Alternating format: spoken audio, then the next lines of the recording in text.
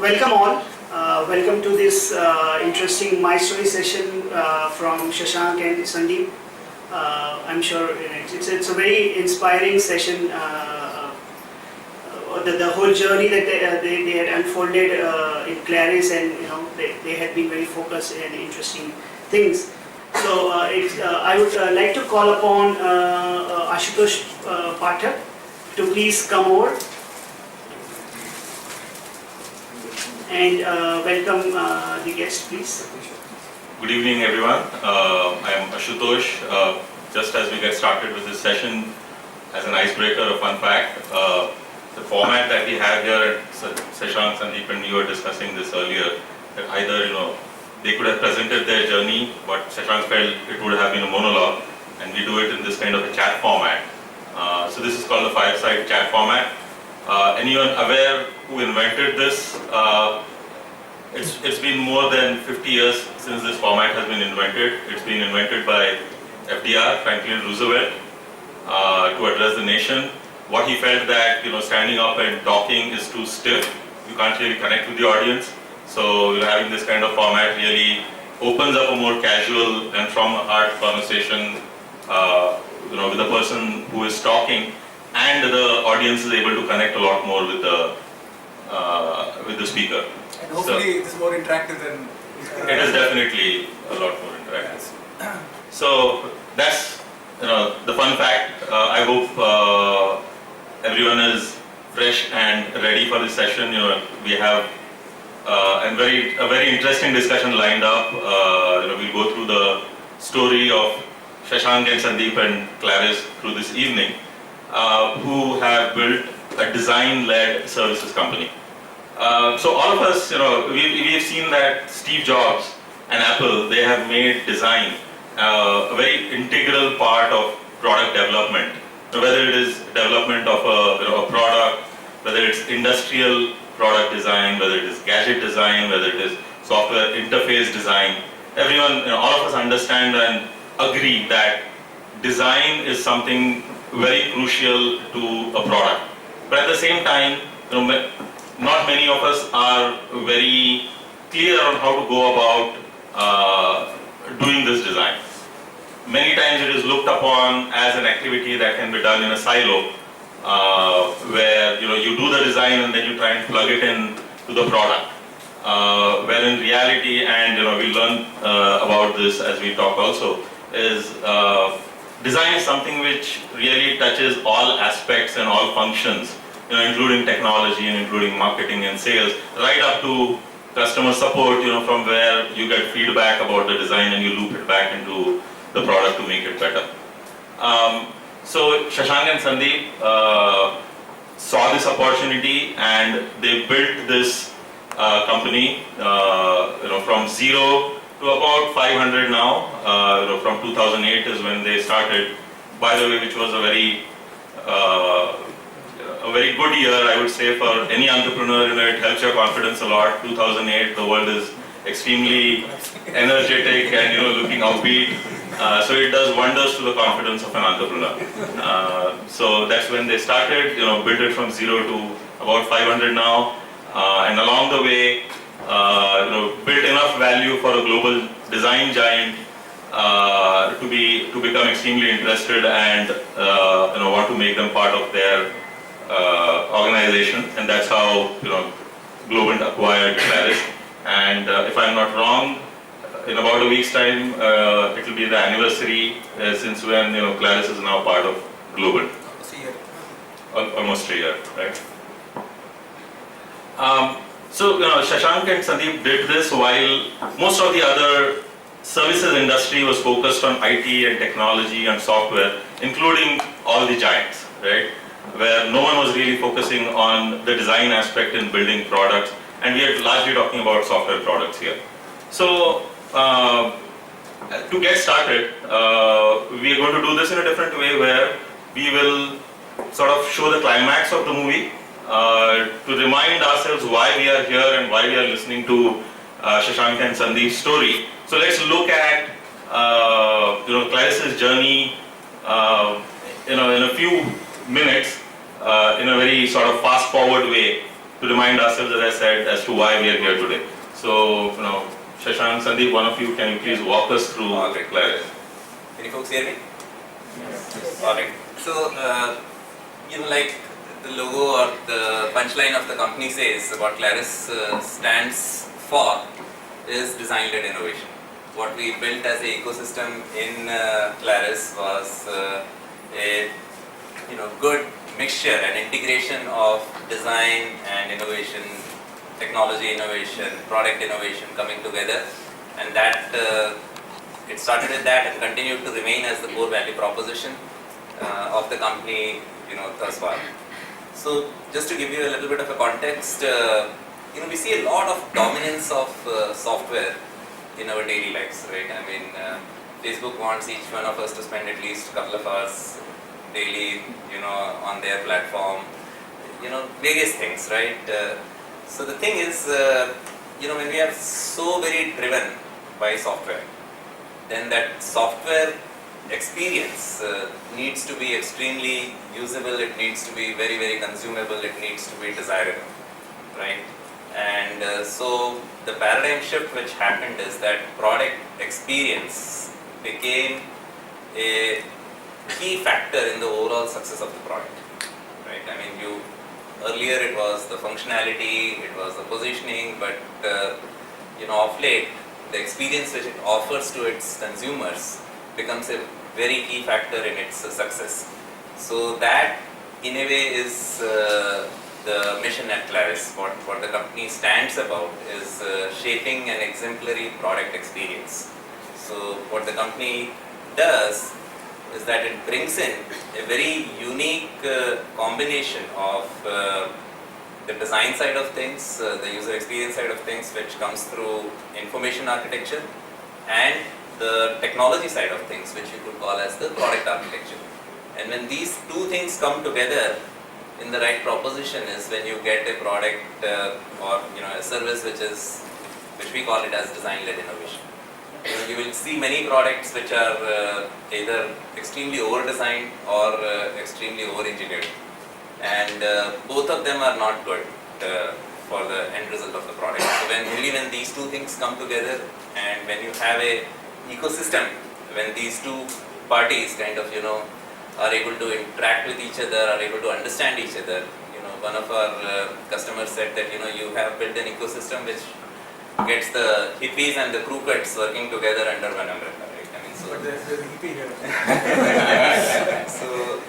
so that was the core value proposition. In its journey, the company saw an extremely good traction in terms of customer adoption, in terms of its revenue growth, employee strength, etc.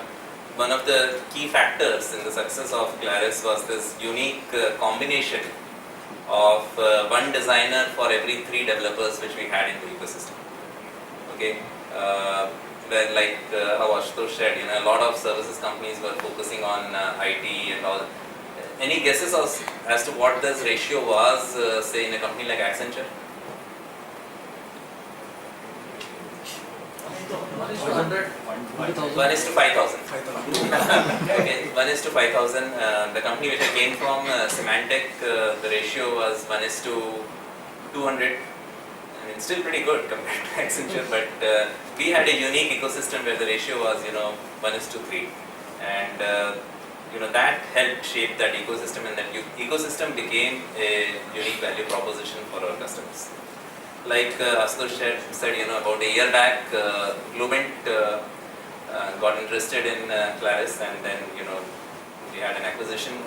So what you see is that we've now taken a trajectory growth path where we are looking at growing. It was around 300 people when we were Claris last. In the last 1 year, we've grown to about 450 people. The plans are to take it to about 1,200 people in the next couple of years. So very heavy growth plans. But the key is that this whole vision and mission about what Globant wanted to do and what Claris wanted to do was so very aligned. I'll give you an analogy there. Like you saw in the beginning, the punchline for Claris was design-led innovation, right? And in a way, the marketing message of Globant is that Globant is a place where engineering, design, and innovation meet scale. So if you just correlate innovation and engineering together, so what you could see is that Globant is a place where Claris meets scale. So there couldn't be a better alignment in terms of the overall visions of what the companies carried forward, and that became a key factor. Last 1 year we've seen some good results of that also. Like I said, about 450 people. The joining hands with Globant gives us an opportunity to work with some great brands like what you see here. For example, Google, which is not known so much for outsourcing. Globant was the first company which Google started outsourcing to, and this February Globant completed 10 years of its partnership with Google in terms of an engagement association. So not a very well-known name globally, Globant. It's largely based out of Latin America, but does some amazing work. Right. So with this, what I'll do is, this is the story of the venture. We'll kind of, now get a little bit into the story of Shashank and myself. So maybe let me request Shashank to start with some of his background details, etc. Yes, please. For the benefit of people who are not purely from the IT field, can you simply give out as to how the design is going to be changing the software part? You're saying three people are doing development, one person is a designer. As we understand, software is totally into programming. So what is it that we are going to do which is going to be visible or otherwise? Have you used any software product like, let's say, Microsoft We are Word? using regularly. So all that, any software product that you use has to go through a sort of a design process where some designer talks to the user, understands his requirement, comes up with some sort of a use case analysis, comes up with a design, and then that design gets implemented. So there is a process of every software that gets developed in the industry to go through that process. So the way the software interacts with the human being, right? Design is all about that. How do you make it extremely consumable, extremely intuitive, usable? I mean, if you see, there are products, especially in the IT field, which are so cumbersome. You would have seen some older generation banking products, forms with some 100 fields, you keep tapping and then doing, versus the next generation products, which try to take away all this complexity, make it so very transparent for the end user, right? More consumer friendly? More consumer friendly. So That is the typically, purpose of this. so the common name is user friendly. I think that's pretty much what our people do. All right. So I come to that. So we just saw the end of the movie, right? As far as this session goes. So we're going to, the movie is not yet over. We're going to do a quick rewind, and right at the start we're going to go back. Flashback. Complete flashback, and before we start talking about your entrepreneurial journey, what we'd also like to understand is, Shashank and Sandeep, not just as entrepreneurs, but as the people, who's the person behind the entrepreneur. So what we'd like to understand is, what are you like, or what were you like as a son, a husband, a father, a friend?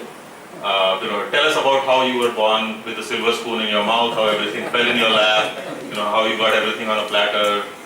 So I was born very middle class kind of a singer. Both my parents were teachers. So my father was a professor of commerce, and in fact he's a professor of commerce, and his area of research was entrepreneurship. So he was never an entrepreneur, but his area of research was entrepreneurship. And my mother was a teacher. She taught Sanskrit and Hindi. So it comes from a very middle class. Like typically most middle class son goes. He went to engineering college. I ended up at engineering college. Though I did made few rounds to the art school close by. I come from Aurangabad, so I did some kind of few rounds to the art school, and I made some small noises to my parents saying I want to join an art school, which was completely trashed down, saying this is a bad idea. So I ended up becoming an engineer, but I think I had that whole bent of looking at things in a very different manner. Little more, my right brain was always very reactive. Found out about this place called NID, so applied there, sent an application, finally got into NID. So that's how I ended up studying industrial design. So this is nothing to do with what I. In my final year, so we had like 5 semesters.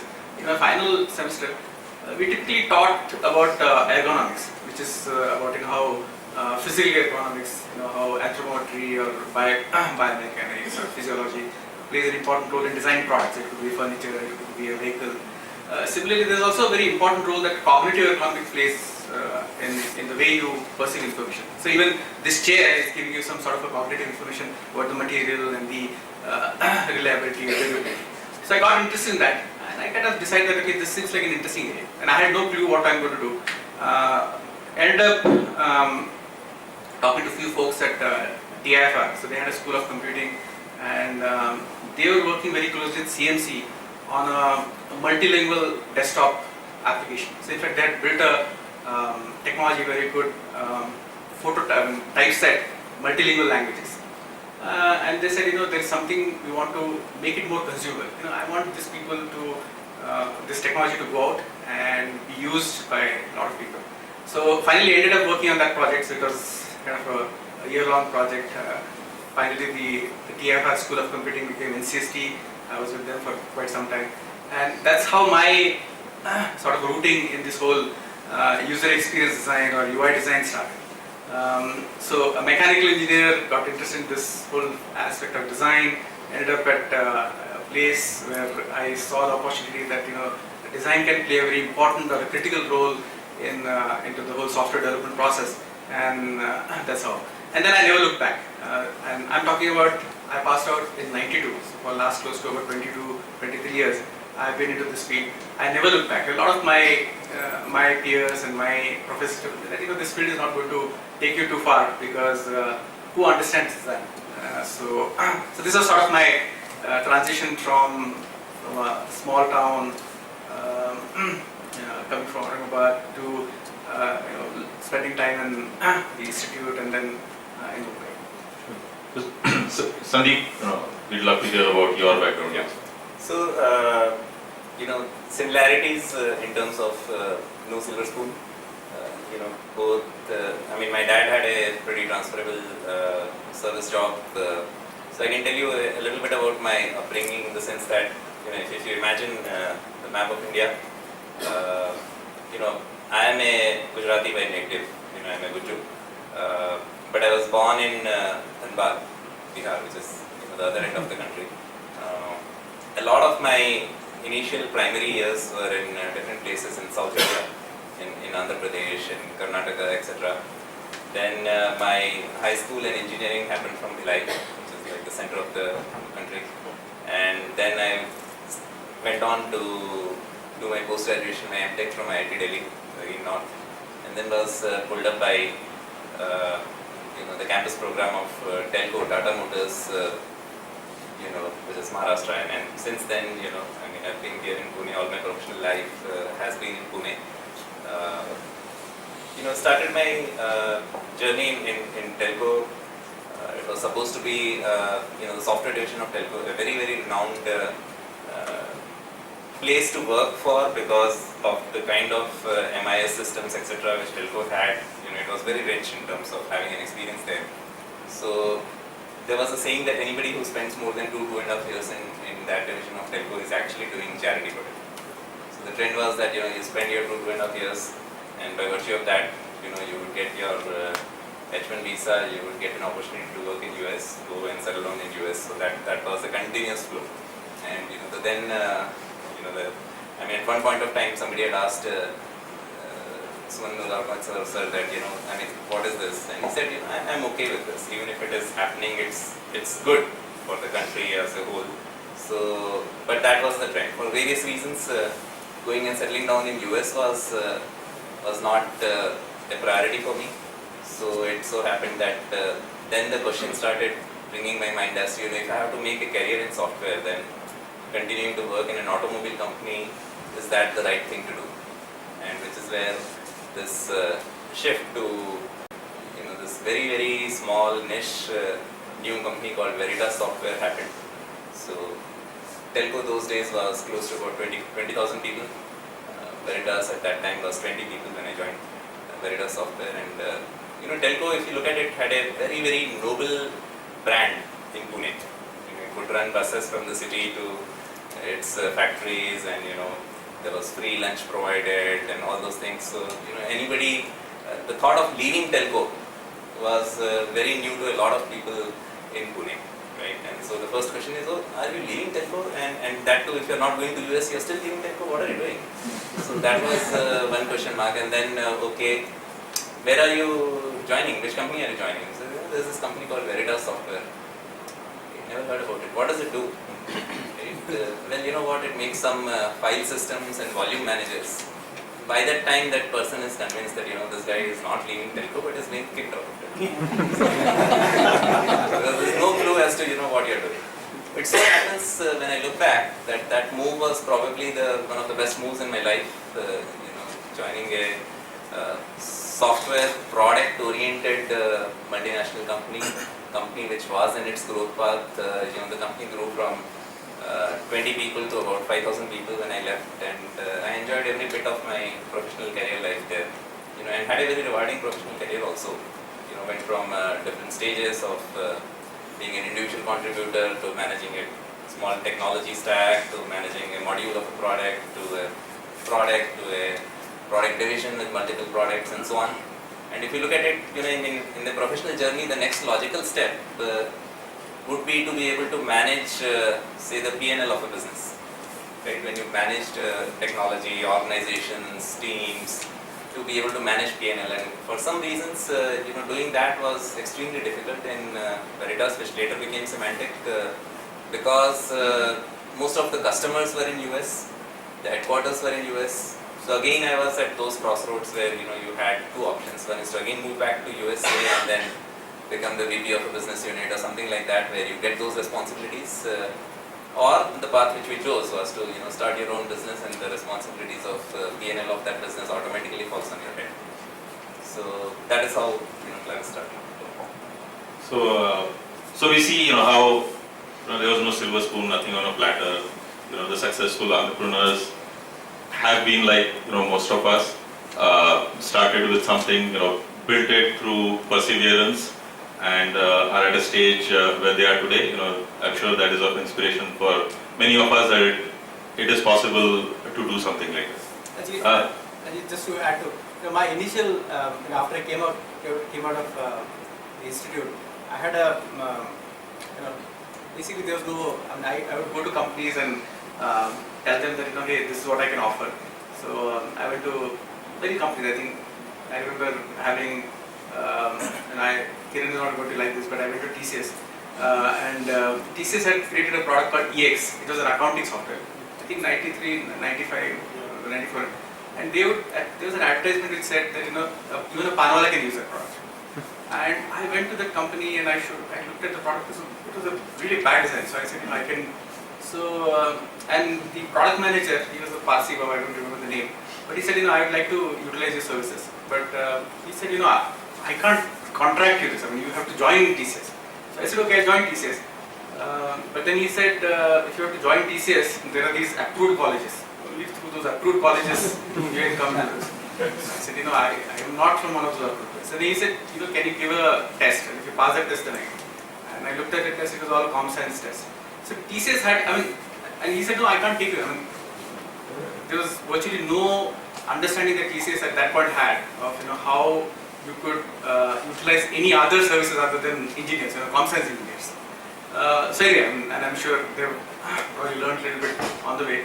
But I think that was the stage when I would go to companies and ask them, say, okay, hey, I want to do. But it was much easier to get a contract, a small project out of them, rather than kind of look for a job. So I kind of spent about initial 7-8 years as an entrepreneur, running a small consulting company. I had a small team, and then I realized that you cannot scale that, you cannot this thing. So that's when I decided to join Veritas, and our journey at Veritas Symantec is very similar to what Sandeep described. And then Clarus was the sort of a second thing. So though not a silver spoon, but we had हमने काफी पापड़ बेले पहले सादर साल, which was was quite a tough thing to run a small consulting company with its own set of challenges. So you gave an example of how TCS looked at design, or hiring someone from an ID with design experience. But at the same time, I'm sure you had other experiences which also showed some companies how they gave importance and some unexpected names there, right? Yeah, so typically my regular thing is that I would look at any big company, Wipro or Silverline or Mastek. So these are some initial companies. So very interesting. I met a gentleman called A.V. Thakur. He's from CMC. So he was a man about 50 years. And when I first met him, I thought so much of grey hair. There's no way this person is going to understand how design can contribute to the software development process. Because I met a lot of CEOs and a lot of senior leaders, and somehow I tell them the story, and maybe it's my fault, I can't blame them, but whenever I tell them the story saying how design can be incorporated into a software process, they would do completely blank. They say, come again, exactly tell me what will you do. But this A.V. Thakur got it immediately. So they were doing a very interesting project for the Nhava Sheva port. So they got a big project. That project actually gave me a big break. So I worked with CMC quite a lot. I worked on port that Nhava Sheva port. Then they got the Penang port. So I worked on that. And then they got the whole BSE, the first Bolt, the Bombay Online Trading. I did a lot of work for that. And a lot of that still gets utilized in the existing BSE application. So there are some positive, but very few. But at least I was glad that there are some CEOs who kind of saw the light and say, okay, this is how we can utilize the design success. And all those products, I believe, did extremely well.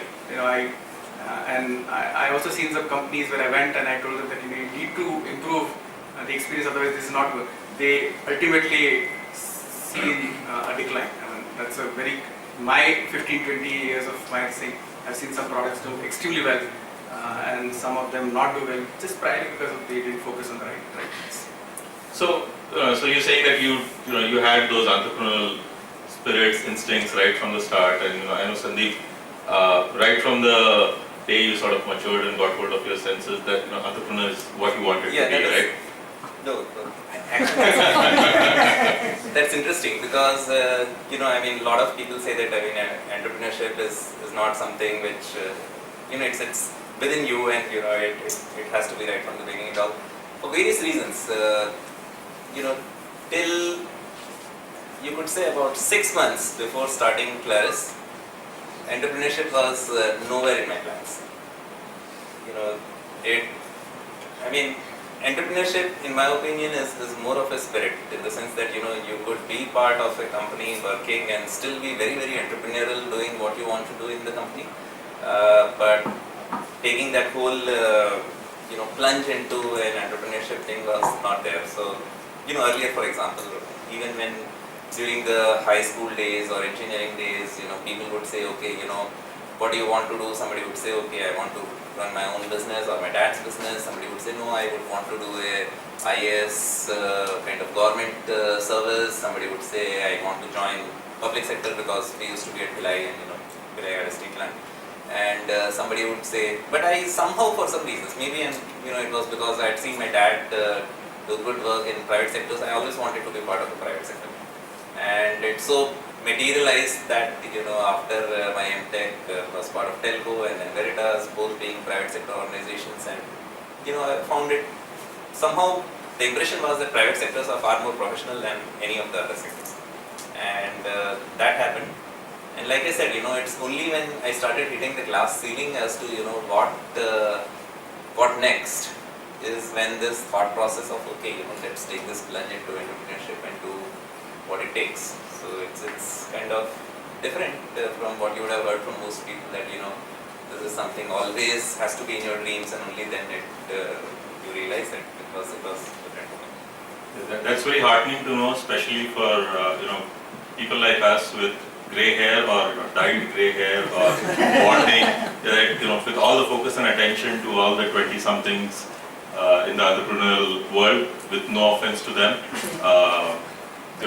Entrepreneurship is something that can happen to you at any part in your life. So just as long as the spirit is in you, you can do it anytime you want. Right? So, we talked about your life before Claris, right? And now it's time to, start your own. So the bug has bitten you, right?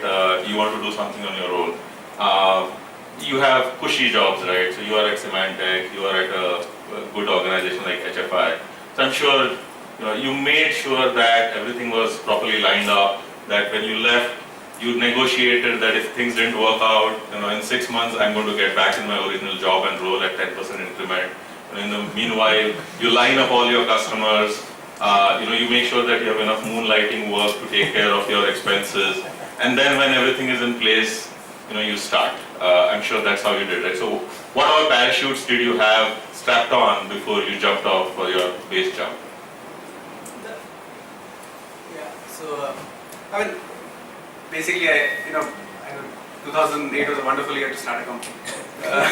So even though we had negotiated all the raises with our employers, but maybe Sandeep can talk a little bit more about that.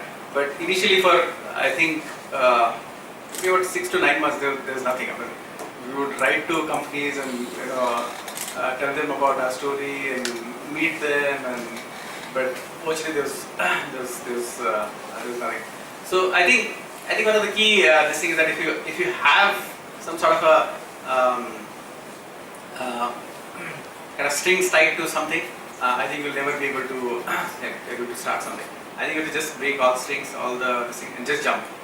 I think you should never ever start with any insurance at the back of it.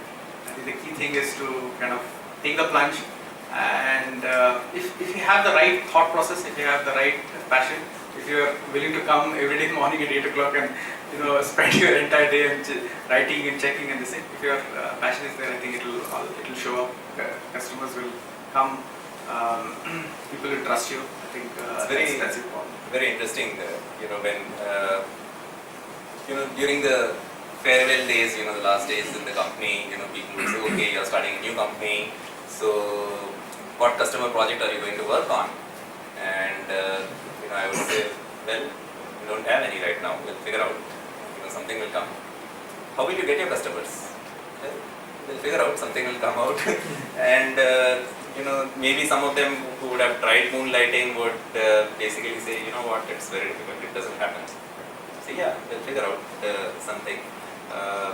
So one of my other colleagues who was part of Symantec, incidentally not Shashank, and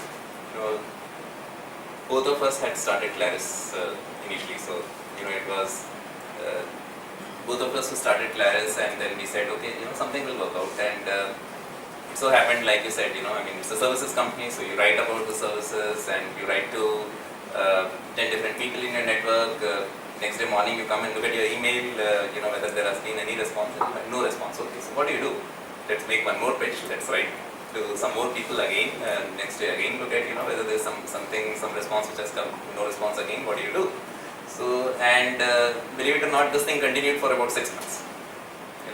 And it was a real testing time. And my other colleague who was my partner at that time, my co-founder, obviously got a little jittery about it. So Sandeep, you had sort of decided that you're going to build a company of like 10 people, right? That's what your aim was.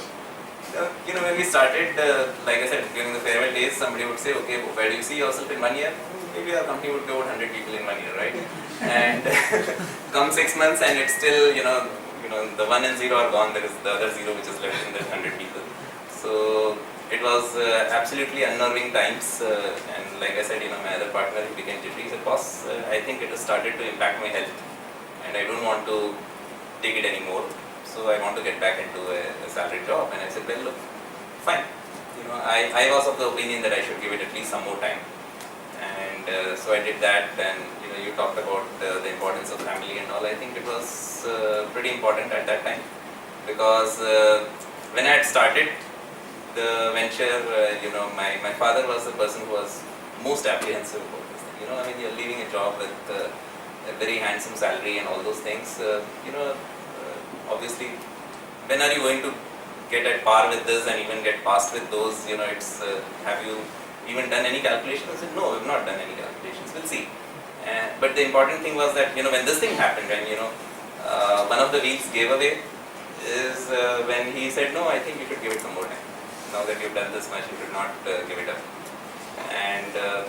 And incidentally, like they say, whatever happens for the better.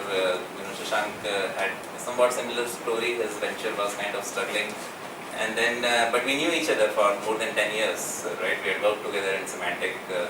So we said, okay, let's join hands, and that became Claris. And if you see, that is also very important, because the kind of skills which were very, very complementary, which we brought to the table, was not the case earlier. Earlier, the two founders had a very, very overlapping skills, whereas here it was a very, very complementary set of skills, and that became a winning combination. Okay, so what we are seeing is basically, if you get in with a lot of insurance, or you do moonlighting, or you think that you need to have something just in case this doesn't work out, that is not the right way to do it. You really need to jump in, and once you have no parachute, once you have no fallback system on, then it's your star hash asterisk on fire every day, and you have to really make sure that you're doing something to move forward, right? Because we've also seen a lot of people in our network who would start with a good first project, and that first project would take the venture to say 4 months, 6 months. But then when it hits you that after that you have that struggle of not finding your second customer or something like that, is when things start breaking up. So it's better to start with ground zero and then see where it takes you. So why design-led services? Why not Make My Trip is doing very well, I want to build something similar, or it's the start of before 2008. A lot of mortgage companies doing very well, their valuations going very high, so I want to start a bank. Why this? Yeah, so I think obviously we realized that if you have to, I was actually wanting to do a product venture. Sandeep was a little more on services, and we actually ran both the ships for some time. But I think it was very clear that hey, I bring in something which is sort of from a very design-centric world, and I believe that it's not just important to have a great design, but also needs a lot of technology behind it to ensure that it kind of sees the light of the day. So we thought, 2007 is when Apple launched their iPhone. 2009, 2010 is when they kind of launched their iPad, and after that no one really questioned the importance of design. So we said, okay, let's try and create something which is very focused on our sort of our respective strengths, instead of trying to do something which is completely different. So I think that's what we did. We said, okay, and that worked really well. I think that's really important, that whenever you start a venture, when there's obviously a lot of exciting things that others do, and it always looks greener when you look it from far. But I think my one piece of advice would be that base it on your strength, or if you have a team, based on your collective strength. I think that's very, very important. Well, that is just not enough. Want to see if this picture gives any of you some clues on what would be the next topic of discussion.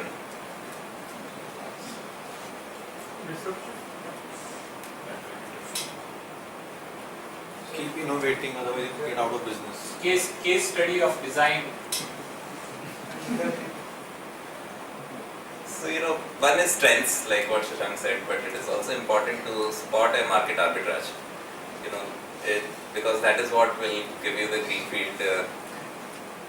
What we saw is that there were a lot of design studios, obviously doing pretty well for themselves, but there was one customer pain point that those studios had no idea, no clue as to how those designs will get converted into realization.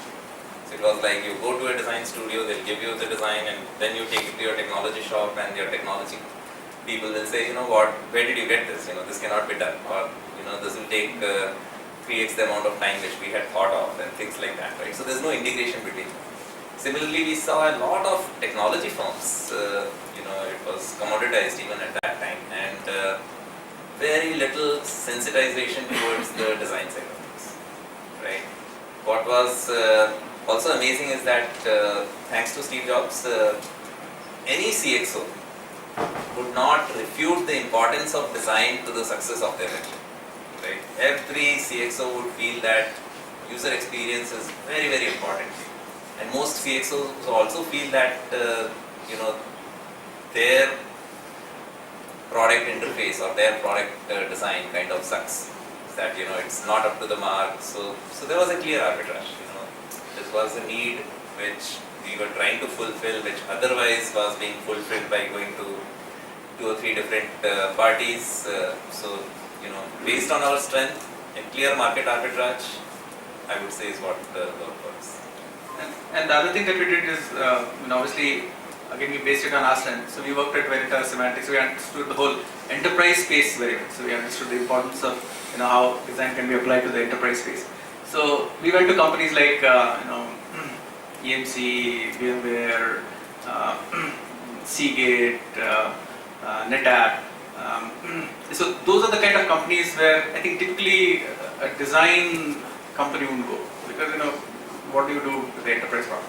I think again, so we based this again on our strength, rather than saying okay, let's go to Yahoo's and eBay's and Google's or that. Maybe we would have seen some different path, but we decided okay, let's go to these companies where we understand the space very well. We know how to solve some of their key challenges very well.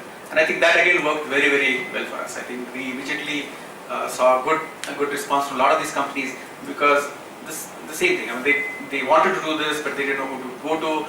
Here is the company who says, okay, we can help you do this, and I think that's how we saw a very fast trajectory in our company's growth.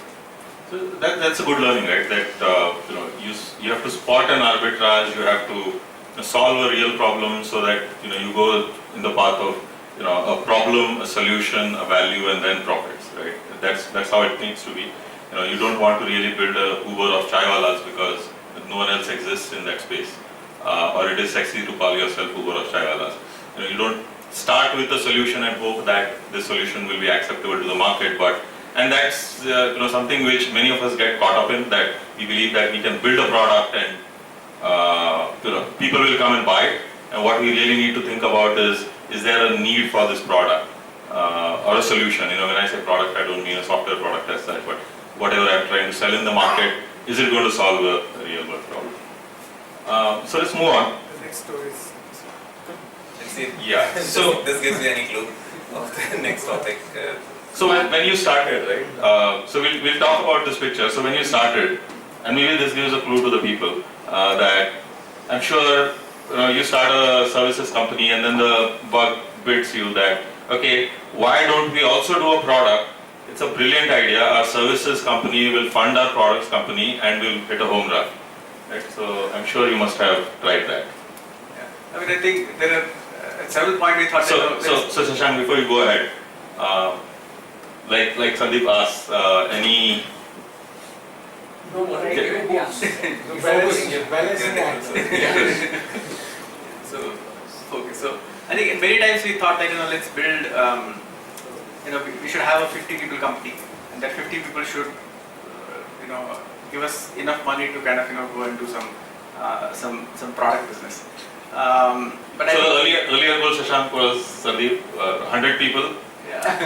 Then let's start at 50 people. We do, that's great. What ended up happening is 500. Yeah. Right? So it's always saying okay, let's do something where we can.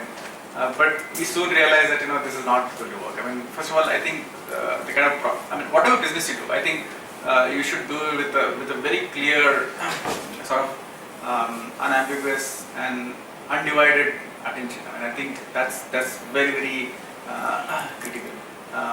Having this two-board thing wherein I can do this as well as do this, I think neither customers will trust you, neither you yourself are very convinced about it. I think you want to do a product business, do a product business. You want to do a services business, do a service business. And I personally don't feel anything good or bad about each of them. I think each of them has got their pros and cons. But do one and then do that really well with your best attention and best focus. You want to add? No, I think, see, entrepreneurship is not a hobby, right? I mean, you have to do it with all your focus, attention, everything behind it, more than 100%. And when that gets split, it's, in my opinion, it's a recipe for disaster. So you have to, yeah. See, in general, I have observed it all my 5 years of business. Ki this is a better lucrative idea, this is a better business to do, I can do this well, there is more potential in doing this rather than wasting time there. These are continuous questions that grapple you. When you are very small, or when you are not, making money either of them, or probably you are wanting to do something but it is not resulting in an output. In that scenario, how do you actually try and choose one of them? How do you try and build your focus on one of those ideas or one of those businesses? So we talked a little bit about that, right? You leverage your strength, or you look at one area with one niche that you passionately feel about, and just kind of do that. And if that shuffles, That should not shuffle. it could shuffle. I mean, a lot of entrepreneurial ventures will start with some vision and end up with something else. That is okay. But you should not be running 2-3 of those things in parallel. Put everything behind one, maybe it doesn't work, fine. But then kill that and then do the other one, that is okay. Rather than doing 2-3 things together. So just to add to that, right? So as you said, shuffle, right? So we talk about this where one day you may get up on the left-hand side of the bed and feel that you are the king of the world, and I'm going to kill this market and I'm going to do this. Next day morning you get up on the right side and you say, what the hell am I doing here? Am I crazy? It's just not working. But as he said, you have to have that focus. You have to balance it with the need for pivoting. That if you need to pivot, you have to be open for that. And it's really something which you have to think for yourself. It has to come out. You'll have those moments of self-doubt. Is this right or wrong? So you have to balance both having the focus as well as the ability to pivot and recognizing when I need to pivot that something is not working. Which quality of entrepreneur you trust most? For example, to be more clear, it's like, business is supposed to be started with real good study and said that you study your market, you study but practically when you really start, it doesn't work out that way. I don't see you do a 6 months of study or 1 year of study to study your customer base, then figure out how many customers you have. It mostly is a conviction or your strength, or some people actually go with this study. So which is the most important of this you go with?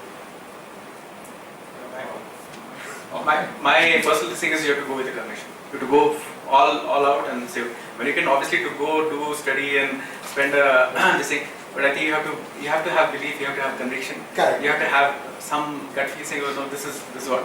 I mean, and obviously you don't know whether this is going to make $500 million company or this is going to be a $5 million. But I think it has to have a conviction that this is a company that I really want to go after. How big it is, how much it is going to be. I think those are some things that it will come up as the journey evolves. But I think you have to have conviction. That's my personal. I'm just digressing.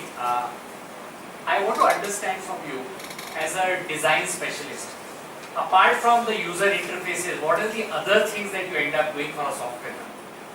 Yeah, so if you look at the entire, right from, so if you look at the entire, we call it the customer journey. Okay, so how does a customer become aware of your product or service? What is the buying experience of that? How is it going to be when he's using the product? And what is going to be the post usage? I think there are several touch points that happen.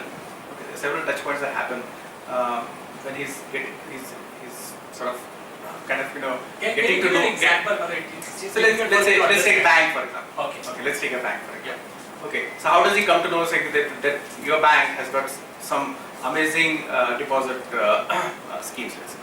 Okay, so that's one, and I think designers can help quite a bit in that. And then let's assume that he becomes aware of that, and now he wants to kind of go for it. So what are the kind of things that he can, so that how can he quickly onboard him? What he can do to quickly get him into your system. So what are the kind of things that you can do? Then the third thing that you can, once he is there, what kind of services that you can provide, so that he can continuously get some updates about, let's say, the service that you provide. And then even post that, how can you ensure that he remains your customer, you're able to cross-sell him, you're able to do this whole customer journey. I think there are several things that you can do. So every business that you can look at, that there is this whole customer journey, or there's this whole multiple touch points and each of those touch points are the opportunities where you can really create a differentiator, really create a sort of a unique experience, so that customers will come back and say thank you. All right. So moving on in the interest of time. So tell us a bit more about how you acquired your first customer or your main customers. I personally feel that at every stage, you're probably less than $100,000, less than $1 million, less than $5 million, or less than. I think you need one anchor customer. I think it's very important that you kind of find a customer who's around with whom you can anchor things. And I think fortunately at Claris we've been able to find this at various points of time.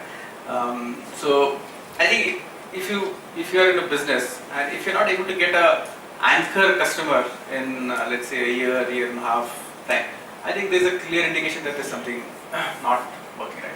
So as you get in, I think you should be able to get a customer who really understands your philosophy, who really understands, yeah, this is what exactly I needed, and this is why I want to work with you or I partner with you. I think that kind of match should happen.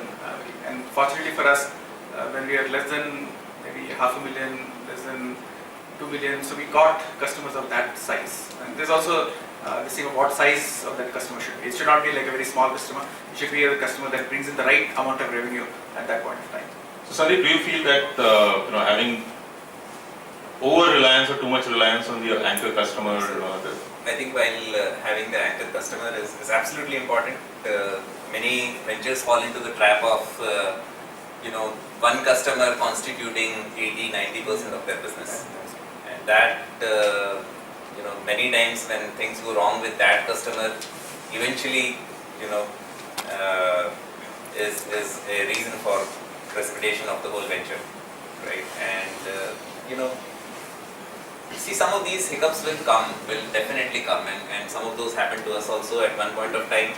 What we thought was our anchor customer, so for example, the company size was around 40-50 people, and the one customer who we were servicing with about 20 people, so 50% of the business, slowly started losing traction. And in a services business, what happens is that when the business is losing traction, you delay the payments for your vendors, right? So we ended up being in that trap of, typically you get your payments after 30 days of service, 60 days of service, things like that. So slowly 3-4 months of, receivables started amassing. And you are into this very tricky situation, do you pull the plug or do you continue? If you pull the plug, for a company of about 40 people, we had about $1.5 crore of receivables from that customer. And obviously then that customer is going to say bye-bye if you pull the plug, because they'll say, okay, if you're not helping me at this time, why do you expect me to give the money? I'll give you only when I have surplus, right? Versus if you do not pull the plug, what will happen is that, it's like doing charity instead of doing business, and it will continue. So you will have to, fortunately for us, we were able to pull the plug even after so much of receivables, because the topmost customer was still less than 50% of our business. So what you're pointing to about not having over-reliance on your anchor customer is also key, while having an anchor customer is so very important. All right, so thank you. So I know there are questions. If you can just hold, have some patience. There are a few things that Sandeep and Shashank do want to cover. So I'll come to this. So just a few slides and we'll be done, and we'll throw it open for question and answer. So Sandeep, Shashank, we've had enough gyan of being an entrepreneur, right? What we really want to know is just tell us what the secret and the shortcut is to becoming, from a Claris to a Globant. Tell us how you should quickly get, established, get to idea, go to an angel, get funded, get your first customer, go to a VC, get your 10 customers and get acquired. Tell us that secret. And don't tell me, we've all watched Panda, what's that? That Panda movie, right? Kung Fu Panda. Don't tell me that, there's no secret. That's not what we want to do. So yeah, I wish I could talk about the secret. So like I don't know where I read this, but I think this is somewhere Outlier. yeah, I think for a person to become a good engineer, I think it takes about 1,000 hours, and for a person to kind of or the company to become somewhere we know that okay, this is the path or this is the road. I think it takes about 10,000 hours. I don't know if this was in Malcolm Gladwell's book. I think that's the Outlier. Yeah, sorry, that's the book. But I think this is. I don't think there is any shortcut to success. I think you have to give whatever it is due, and I think you should enjoy the journey. I think journey is amazing. There is whether you will get some good fruits at the end of the journey or not, it's a different thing, and I think it's very. If you keep that part aside, I think the entrepreneurial journey, who has जिसने भी वो लड्डू खाया है, I think I'm sure it's definitely a sweet one. So there's no shortcut. So while we are all disappointed that you didn't, there is no shortcut. At least we know that we shouldn't expect any shortcut or any secret ingredient. It takes a lot of hard work, perseverance, and all different qualities to succeed. So that is behind us, and we all now know that that's the way to really grow. So here you talk about staying lean, mean, frugal. Help us understand what that means, because as a startup, you're always short on resources, whether it is people, money, manpower, all kinds of resources, and you're always in this dilemma. Should I spend? How frugal should I be? Does it mean that I should just not spend, or at the other end, should I be throwing so much money that at one problem that other problems are getting sidelined? So what does it really mean to be lean, mean, and frugal? I think for the first year you see some profit, you go and buy a BMW. I think that's the that's the. But on a serious note, and I think Sandeep can talk a little bit more about this. But just to give an example, I think,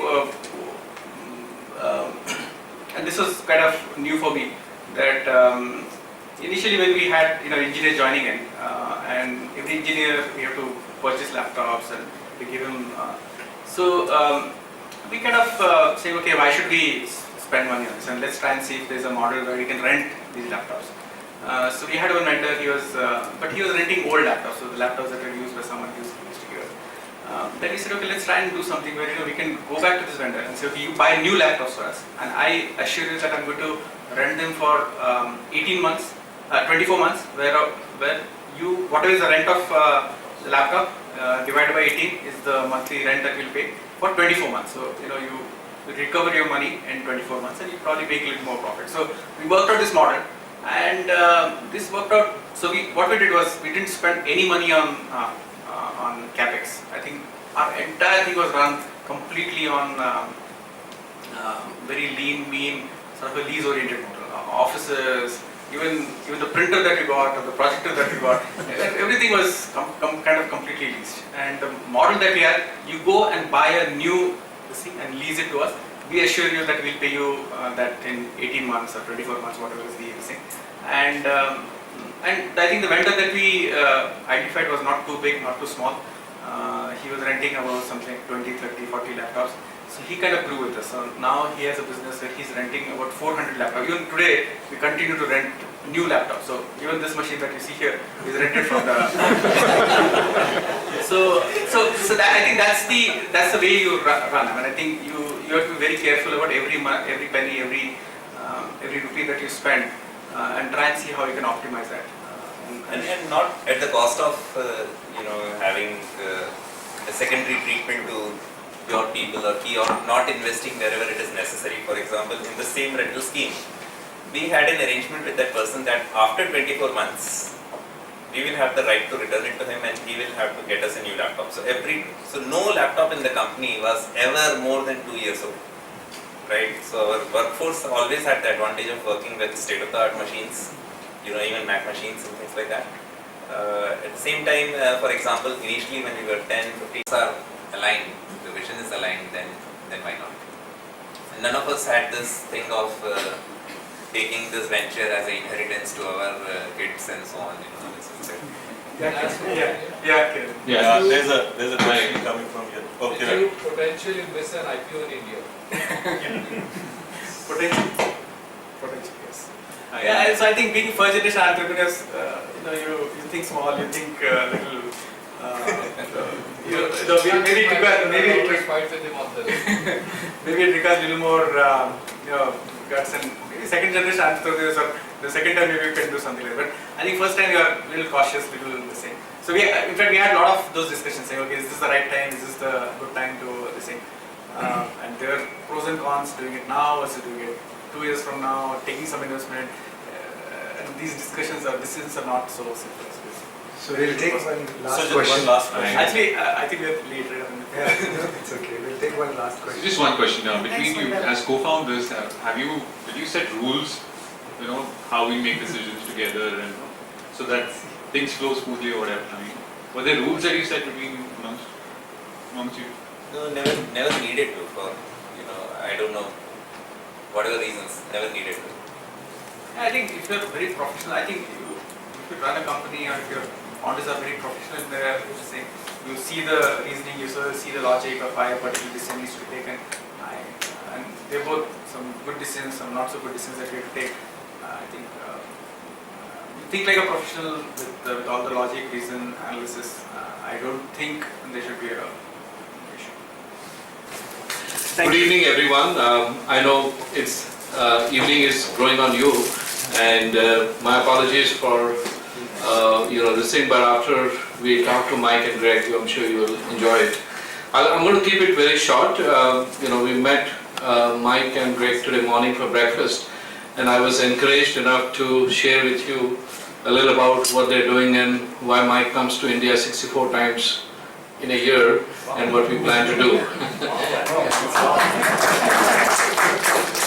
I just want to clarify one thing. Shashank mentioned about EX. Two things. Computer science did not recognize usability in the formalism.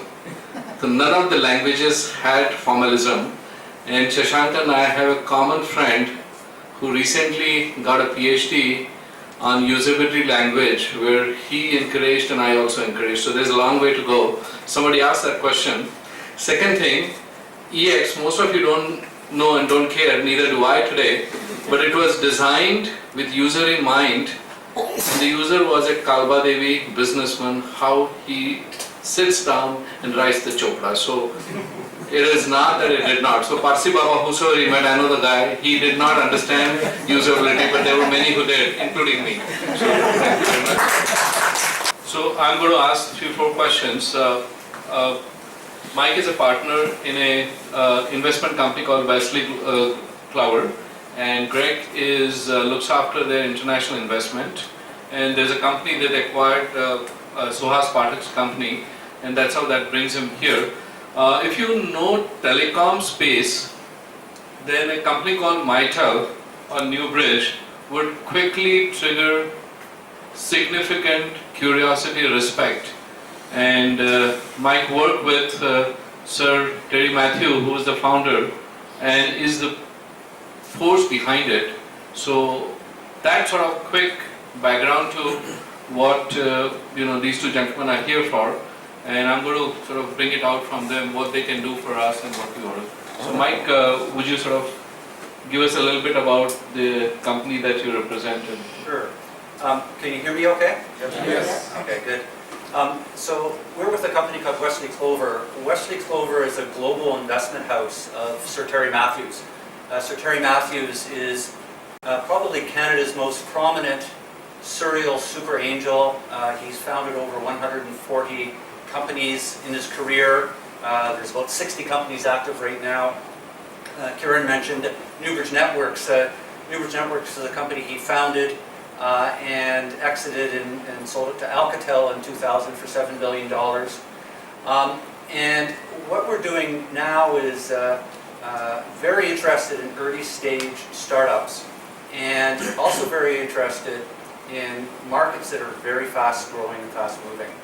So today we have early stage venture funds, startup funds in Canada and the UK. We've set up one in Istanbul, Turkey. We're about to launch in the coming month or two in Jakarta, in Indonesia, in Mexico City, and India is next. So that's why we're here. And Mike, you have had a long association with Thai, and you from Thai Ottawa, if I can. So could you just sort of talk about that a little bit? Sure, yeah. I've been a member of Thai for 12 years now. And wherever we go, we really leverage it. So if any of you are looking globally for your products and services, right, and you find yourself abroad somewhere, always look up the local Thai chapter, because the charter members are usually a who's who of the community from an entrepreneurship standpoint. You want to network with people, and it's always very welcoming. And we've leveraged that since day one. Globally, the Thai connectivity. Greg, well, Mike visits 64 times, but Greg is first time here in India. That's right. So what do you think would be your strategy for India? Well, as Kieran mentioned, my responsibility is to deploy this investment model worldwide, and the countries that Mike had mentioned: Istanbul, Jakarta, Singapore, Vietnam. Those are the markets that I'm responsible for entering. So Mike's been here 64 times. I've been pretty much everywhere except here 64 times, and this is my first time in India, and I'm very much enjoying my visit. But our strategy here would be similar to what we have done in other markets. We are we think of ourselves as a world-class startup entity. Certeri, as you mentioned, has started over 150 companies. 3 of those that he founded and funded grew to over $1 billion. So we know how to start companies, how to start successful companies, and grow them quickly and grow them fast. And that is what we are known around the world for doing. That's what we're bringing here. So we bring that knowledge. We of course bring dollars with us. We bring some investors with us, and then we come to India, and we will find local investors here to join us in the project that is to found companies here in India and grow them, not only to serve the Indian market, but also to take advantage of our expertise globally and grow global companies here. Of the 150 companies that Certeri has started, there are still 60 of them that are active today. That 150 was over a 45-year investment career. So we have 60 companies around the world. Each one of those companies has channel to market. They have customers, they have revenue, and each one of them is doing business around the world. So we make that network available to the companies we will found here, and that gives them a head start when they are trying to tackle global markets. Mike, one last question before we open up, because we're short on time, but I appreciate you being here this late. You're in digital media and ICT telecom and real estate. So real estate is pretty well known. In digital media and telecom, are there any thoughts in terms of where the opportunities lie? Yeah, we focus very specifically on B2B enterprise solutions. And by definition these days, that usually means a mobile aspect to it. It usually means a software as a service or a cloud aspect to it. So most of our portfolio companies focus on providing solutions to enterprises. Now, those enterprises can be in multiple different sectors, right? Hospitality, for example, security, telecom, communications, but the kind of the common thread is enterprise. And again, these days that means an aspect of mobility, an aspect of cloud, an aspect of software as a service. Sounds good. And I would just add, Kieran, that much like the speakers, by the way, fantastic presentation earlier, much like you mentioned, there has to be a customer. Yeah. Before you start building the product, if you don't have a customer, then what are you building, right? And that takes time, as was discussed earlier, to identify that customer and determine whether or not it's one customer or a market. And if it's a market, then you can go and build a product to solve that problem, right? So do we have time for questions, one couple of questions? Yeah, if you have questions, Maybe we're open for a two couple of questions, and if you can just stand up and, one line and quickly. Yeah. So Mike, Greg, thank you so much for being here. You talked about the areas you are focusing on, mobility, cloud, which everybody is talking about. But what verticals, what markets? Is it the telecom, is it the retail, is it manufacturing? What kind of markets are you developing? And how much corpus do you have for India? Yes. Maybe I'll let Greg address that as we've done in different, in some of the funds we've explained, we've gone around the world. Ultimately, the markets that we get into, the verticals that we get into, is going to be based on where we spot a need and a solution. And how we spot that need and solution comes through a variety of ways. It comes through our experience, obviously, that we have globally. It comes through the partners and the investors that we're going to have here locally, and in terms of where they see a need. What we've found globally is the investors that join us locally themselves are usually successful business people in various verticals, and they're the ones that we turn to and we look to in terms of what problems do you have, what challenges exist in that vertical. So in some cases, there'll be people that are investing in us that are partners that are in the hospitality sector. They know the hospitality sector. They might not know technology, but they know the challenges they have in their own sector. And then we work collaboratively there, for example, to determine how do we best present a solution. Right, and Mike, it's absolutely right. As a portfolio, we have within our portfolio some sectors that we have greater expertise than others. So public safety, retail, hospitality, government solutions, a little bit in transport, and some in mining and natural resources, as markets where we have solutions across multiple companies that we could almost call a cluster of expertise. But very much to Mike's point, if a customer comes to us, if a partner comes to us with a need, somewhere within our portfolio we have expertise, we have channel to market, we have things that we can bring to bear to bring a solution to that perhaps new vertical market and gain entry. We have made an effort at some vertical markets that frankly we have not had much success in. Medical solutions is one that is very challenging. Some geographic markets we've tried to enter and frankly have not had much success in. And these are things you learn, and you identify where your strengths are, again to the point raised earlier, and you have to play to your strengths, which we ultimately do. But you mentioned focus. So our founder Sir Terry has a saying. He likes to focus on everything. And it's our challenge to figure out how to do that. Good evening, gentlemen.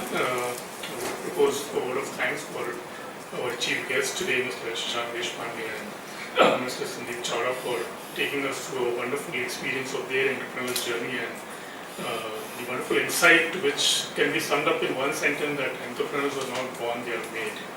And that would sum up the entire 1.5 hours or 2 hours we spent with him. I would also thank Ashutosh Pathak for facilitating the entire event and the dialogue. Mr. Kapil for introducing TIE and various activities that we have here in Pune, the entire gamut of activities that we carry on. I would also like to thank Mike and Greg for being with us for a very short time. We would like to have more frequently and for a longer duration when you visit us next time, and we welcome you to India. I would like to thank, most importantly, the audience who has been very patient for a couple of hours and spending their valuable time and sharing this journey with everybody around. We look forward to having you for more and more Thai events, which Kapil has already shared with you. I would like to thank all our charter members and volunteers who have made this event a great success. And